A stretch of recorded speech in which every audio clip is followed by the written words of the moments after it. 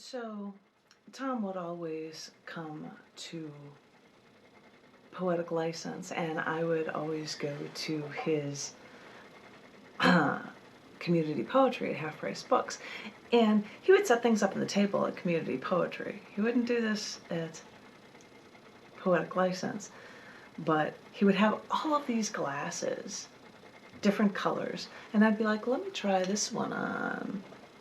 And so there were shots of me with like a gazillion glasses, which I think is the funniest thing. So I guess in homage to him, or my husband, because these are not my glasses. It's the only way I could pull this off.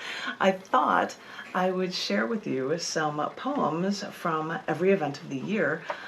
Last year in 2019, I opted to write a poem a day, New Year's resolution in 2019.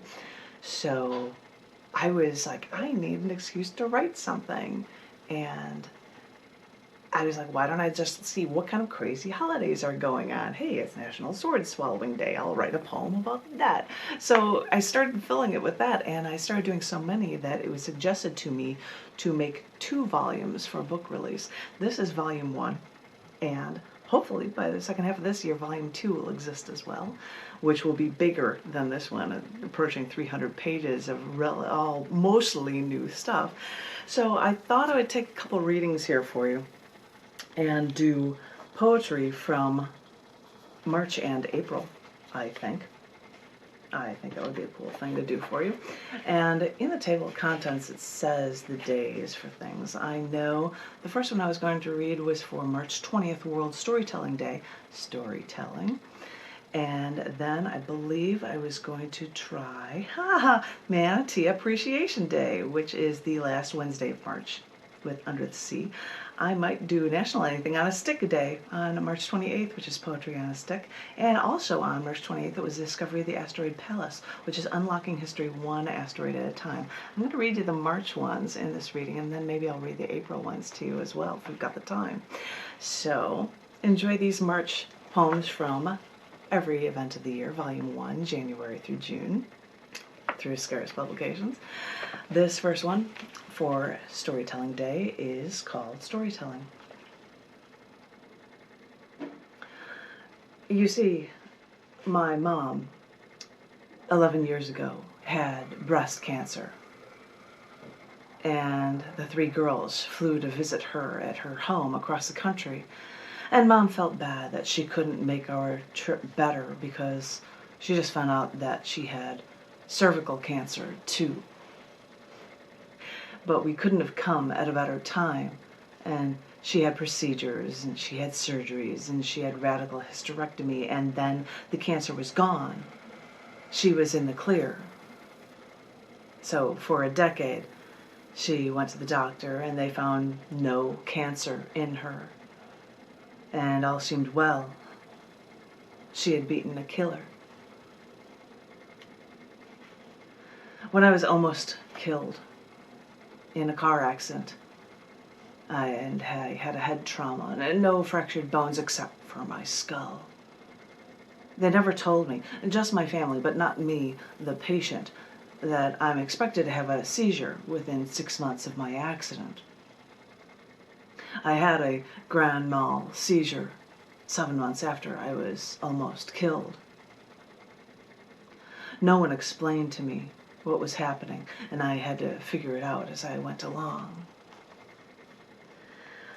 Well, a decade after her bouts with cancer, she went to the doctor again. It had a fever, felt tired, and they said, well, it's funny, you've got all the symptoms, and most women who have had as much cancer in their history as you've had, well, you're likely to get leukemia.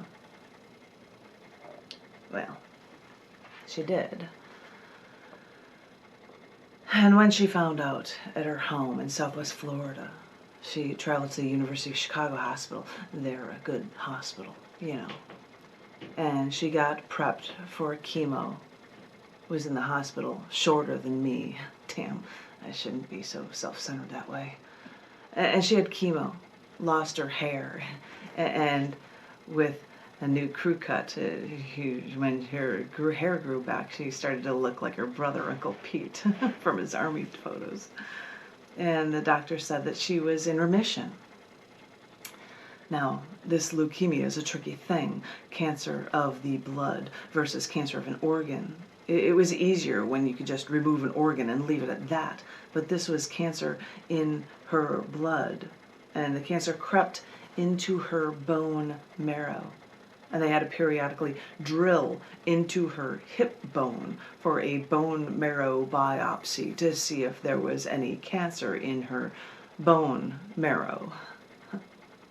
Fun job, drilling into her hip bone. You wonder why there are so many hip replacement surgeries now. Well, look at how doctors test now.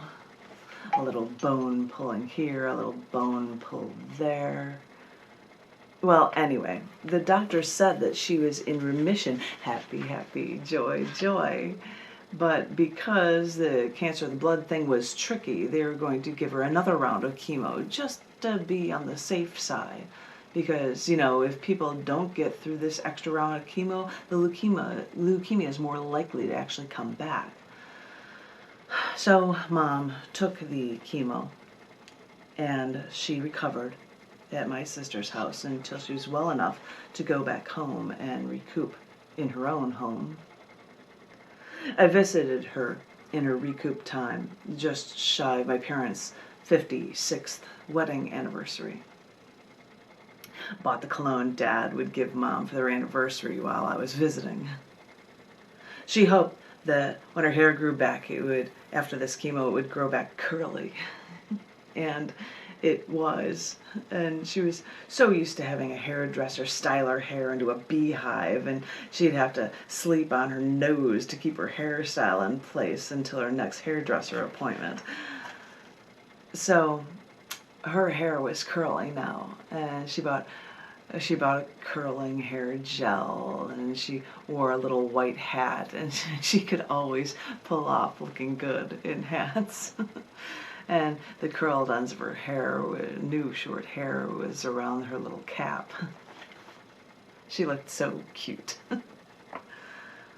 Mom would work in the mornings, run errands, get groceries, but by lunchtime she would feel tired, so she'd watch her soap operas.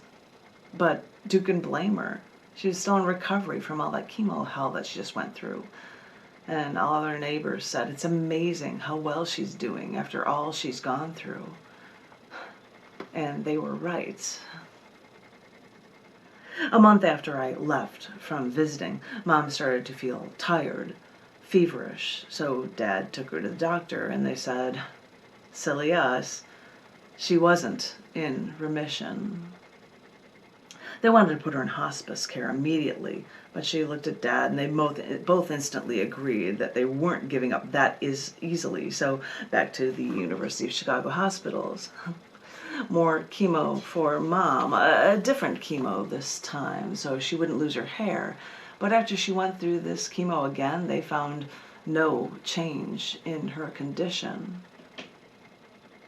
And then they said, you've got two choices.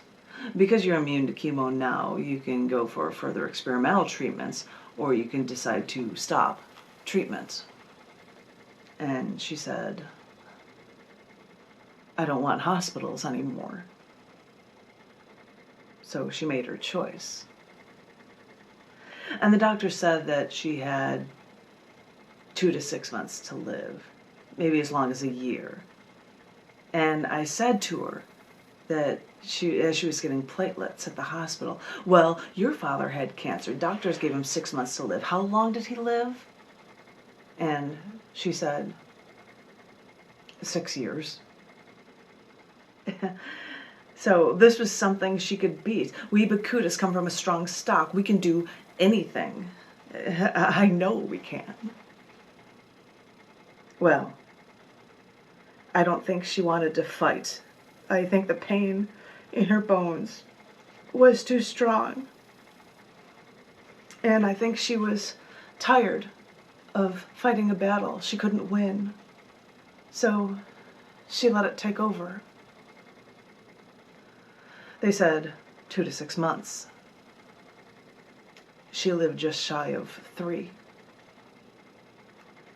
She struggled through it all, not telling us about her pain, just taking her medicine, so to speak, and hoping everything would just kill her and get it over with. And I think emotionally, she made the choice, despite us.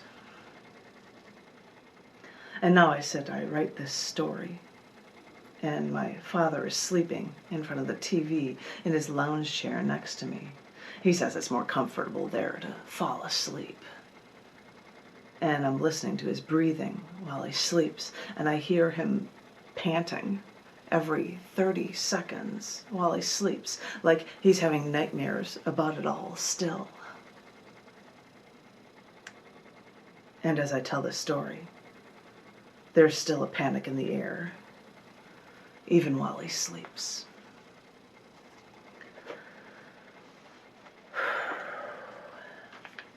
That was a tough one to go through. And on that note, I should read for Manatee Appreciation Day. This is actually not a poem I wrote in 2019, but the first poem I ever wrote. And it is called Under the Sea. I'd like to be under the sea to watch the fish go swim. I'd like to squish a jellyfish and then let go of him. I'd like to grab a soft-shelled crab and take him for a walk. I'd like to hurtle over a turtle and teach dolphins to talk. I'd like to see a manatee and then go play by him. I'd like to do all of these things. If only I could swim. Oh, that one's fun. And in that light of fun stuff, I'm going to read one for National Anything on a Stick Day. Did you know that was actually a thing? Anything on a Stick Day. So, I've got a poem for you called Poetry on a Stick. And I should show you, I have no idea if cameras can see this, but I had an Instagram image of me with poem lines. I have no idea how that's looking in the camera. Can I see? Boom. And it's an Instagram and Tumblr and Twitter and Facebook image of me with poetry words hanging off of a stick back in front of a bamboo forest. Bamboo forest. I don't have a bamboo forest anymore, but it was cool to have poetry on a stick. This poem is called Poetry on a Stick. I've always said that everything is better when it's on a stick. I mean, kids love ice cream bars on sticks at carnivals. The Republican Party even reveled in serving up during their Iowa caucuses deep-fried sticks of butter on a stick, which supports my theory that everything really is better on a stick. And sure, you can put every food imaginable on a stick, and toys made on sticks or from sticks have been around forever. So why not poetry on a stick? I mean, you can find companies online like mad selling single phrases that they call poetry on a stick, but get more creative. Cut lines of poetry onto one long strand of paper and tape it to the end of a stick. Wave it around like you're doing an Olympic routine. Or etch poetry on sticks and leave them for others to find. Because if everything is better on a stick, it's time poetry proved that all of that is true. One more for you from March, because it's the beginning of April, why not, right? This poem was for the discovery of the asteroid Pallas, and it is called Unlocking History One Asteroid at a Time.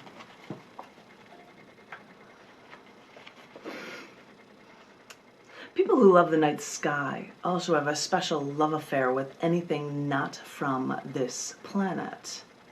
I even display a few catalog asteroids in clear display boxes because they are what we choose to call precious stones, because they are.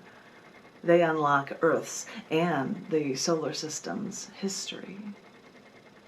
Looking back, astronauts believe that it is a massive asteroid that collided with the Earth so many years ago, creating a giant mass, most giant crater in the ground and scattering debris throughout all of the atmosphere, which killed off the dinosaurs and left a thin layer of iridium all over Earth. And on this day, over 200 years ago, German astronomers Heinrich Wilhelm Matthieu Olbers discovered and named the second asteroid ever found, Pallas, Pallas. And back in 1802, they didn't even know what asteroids were, so it was counted as a planet, just like the other asteroid found in the early 19th century. So back in the day, Pallas had a minor planet designation, but if you call it to Pallas, you know that this second asteroid he discovered after Ceres in the solar system is one of the largest asteroids. And yeah, 5 years later he discovered asteroid Vesta, which is even larger than Pallas. But since back then the word asteroid didn't exist, these minor planets were called planets. But back then it was double plus cool when Olbers actually imagined the asteroid belt as a magical place all of these objects orbit. So after all this time, it's fitting that I keep these little shards of rocks well cased and on display, because asteroids explain history. They reveal more than just this world. March Poetry from Every Event of the Year, Volume 1, January through June. Thank you for the listen. I think I'm looking forward to sharing with you some poetry from April very soon.